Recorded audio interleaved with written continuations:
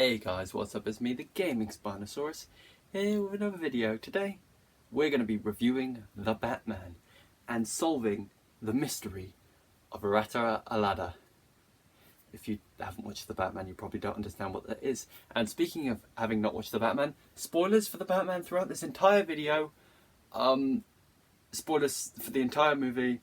I can't really discuss any of the movie non-spoilery, so yeah. Spoilers. I warned you, go away if you haven't seen it, it's an incredible movie.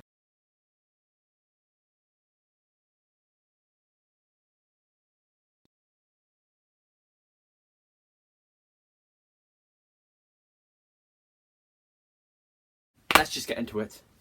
So we're going to review The Batman quickly before I start elaborating on the mystery of Rataalada.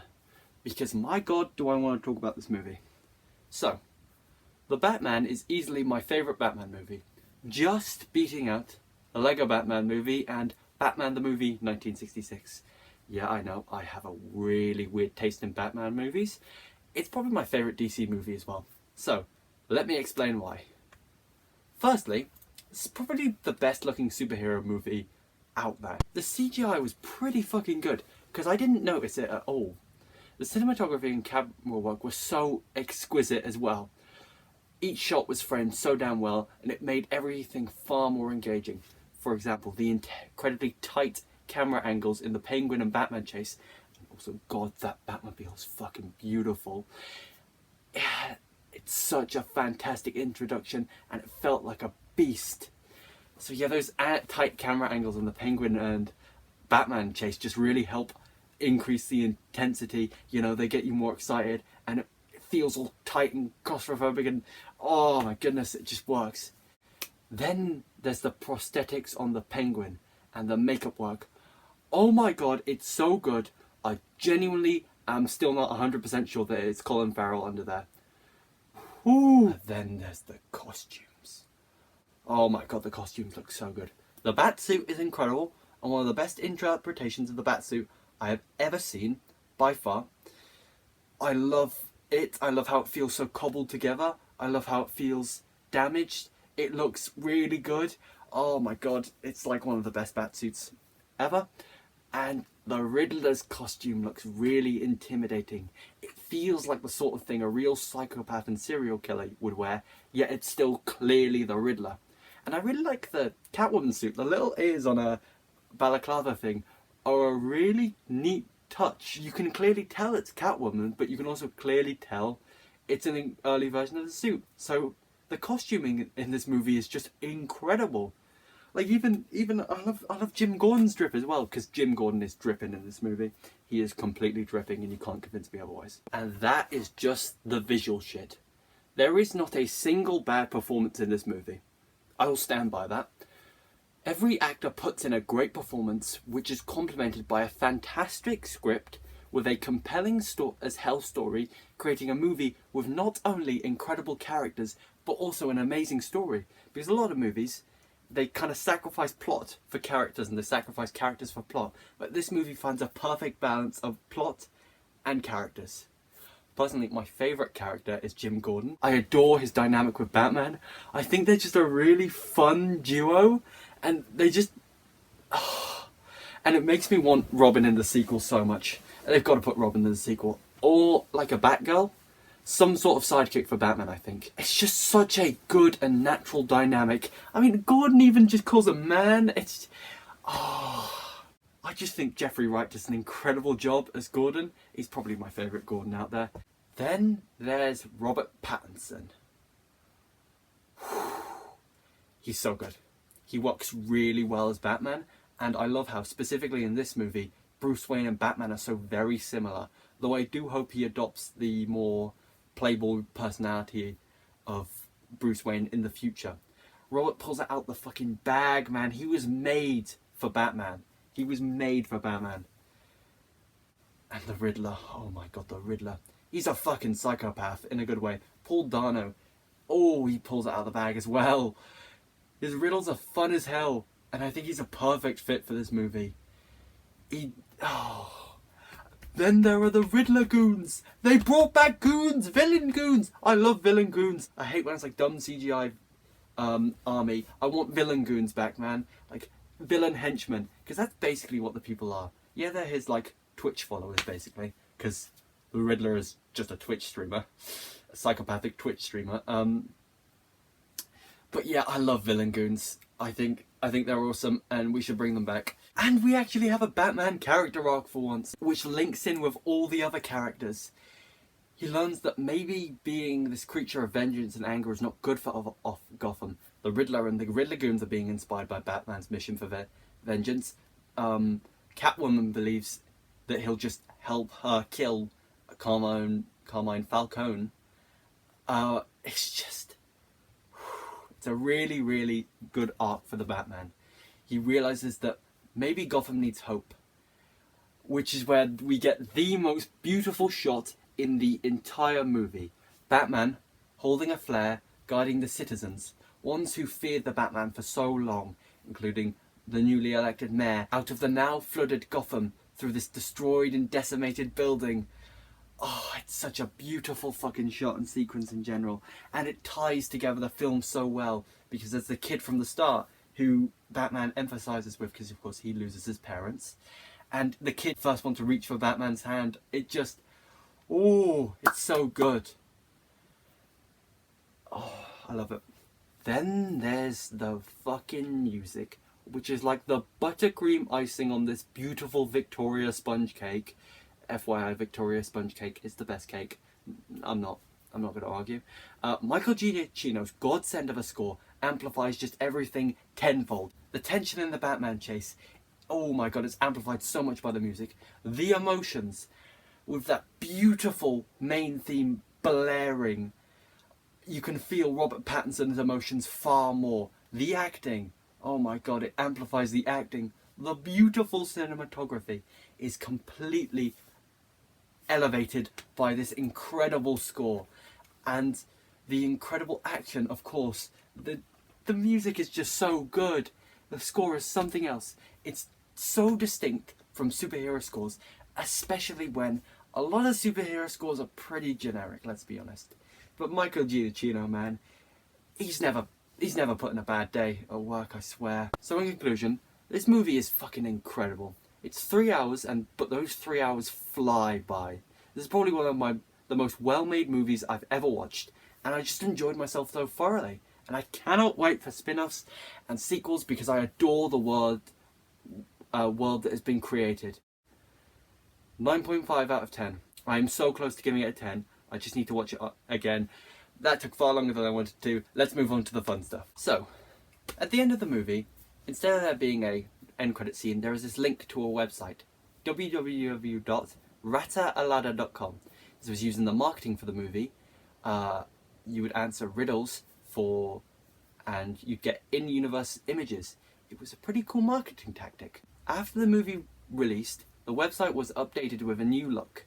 There was a logging in screen, which has a few references which we'll get into, and once you have logged in, the website would update showing loading with a percentage, along with something that's saying click to see a reward. Upon clicking this, it opened an image, which is a riddle. So first, let's dive into the references in the logging on section of the website, worked out by much smarter people than me. So the first line contains the numbers 27, 05, 19 and 39 at the end, which corresponds to Detective Comics number 27, released in May 1939, which is the first appearance of Batman and the first appearance of Jim Gordon. Then there's line 2, which has the numbers 1, 3, 19 and 40, which corresponds to Batman number 1, released in March 1940, which is the first appearance of Catwoman. Then there's 58, 12, 19, 41, which corresponds to Detective Comics number 58, released in December 1941, the first appearance of Penguin. Are you guys starting to see a slight theme emerging here? Then there's line 4, which has the numbers 140, 10, 19 and 48, which corresponds to Detective Comics number 140, released in October 1948, the first appearance of the Riddler. Then there's line 5. Then there's line 5 with the numbers 405, 3, 19 and 87, which corresponds to Batman number 405, released in March 1987, which is Batman Year 1, specifically Year 1 Part 2, which could mean something, but I don't know what it means. I do have Year 1 over there. I've briefly looked through it, and I can't find the deep meaning here.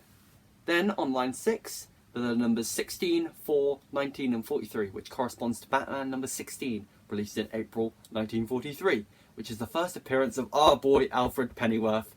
By the way, fucking Andy Serkis as Alfred Pennyworth is a incredible idea. Yeah, get the man who directed the greatest movie of all time, Venom Let There Be Carnage, aka the clear winner for the Oscars. Get him to play Alfred. Perfect idea.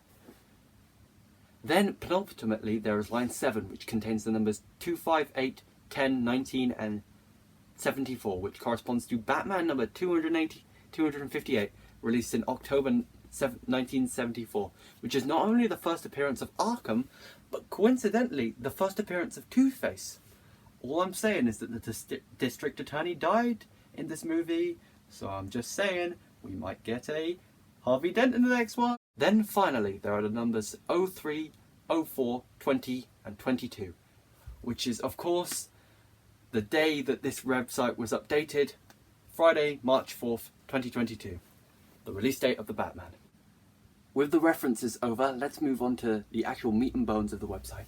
That is the first riddle. It is titled It's Not Over Yet, and is the same cipher that the Riddler uses throughout the movie and what was used throughout the marketing campaign. So at this hurdle, when I first viewed this website, I thought I would never be able to solve it. I can't solve ciphers, I'm not smart enough.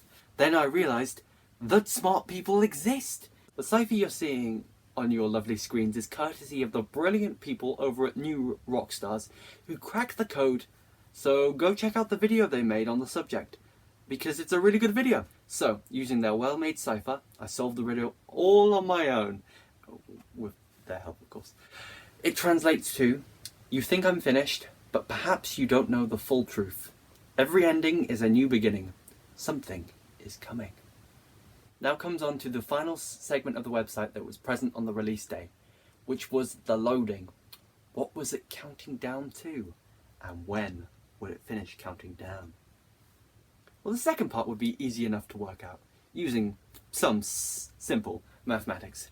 When I first checked the website, it was roughly 21:45 PM on Friday the 4th of March. The website was at 2% then. Then on Thursday the 10th of March at 11 AM it was on 81%. So of course that means in 133 hours it had gone up 79%, which means of course every 1.6835443037974 hours it was going up 1%. This of course was only a rough estimate, which assumed that when I checked the website it only just increased by 1%, because there was no way to tell when it increased, so I had to assume that when I checked the website it literally just increased. This meant, by my calculations, that at exactly 18.987341177 PM on Friday the 11th of March, the website would reach 100%. Accounting for errors, my final prediction for the website update was between 6 PM and 7 PM GMT on Friday the 11th of March. So, I waited to see if my incredible theory and complicated mathematics was correct. So there I was, Friday the 11th of March, at 5:59 PM, sitting by my laptop, waiting for the website to reload. At 8 PM, I pressed refresh and loading said 100! I was right! So I waited, and the screen was still exactly the same. I clicked on the reward icon, and it was the same riddle. So I began panicking. Was this one big prank? So I waited. Minutes passed by and I began to lose hope. Then, at 6:08 PM, I was scrolling through Twitter and someone said the website had updated. So I refreshed Chrome and boom! It had updated. Oh. It now said, you've come this far. Now let's see if you're willing to discover more. While you unmask everything that has been yet to be revealed, I'm safe here with my new friend. We will see you soon. Of course, this new friend is a reference to the Joker and how he and the Joker are chilling in Arkham together, biding their time. Now the click for the reward screen also changed. When I clicked it, a download began, specifically called What I Know. Once downloaded, and when you extracted the documents from the zip file, there were some images. These images being of the Riddler's journal, the Riddler's plans from the movie, including photos about Martha Wayne's secret, the mayor's secret, and his incredible traps and some more. Then, after some time, the website updated once more, which is its final stage for now, and what you will see if you check the website as of this video's release. It now says you did so well. Then the click for a reward loads a new riddle, which, using the rather epic cipher, reads, "Gotham loves a comeback." And that is the mystery of the Rataalada website. I hope you enjoyed this crazy deep dive into what was a pretty cool post-credit substitute. It was worth staying, because I really needed a toilet at the end of that 3-hour movie. If you like this video, please smash like. If you really like this video and want to help the channel out, please click subscribe, because it really does help me out. I've been the Gaming Spinosaurus, you guys have been awesome, and I'll see you in the next video. Bye bye now.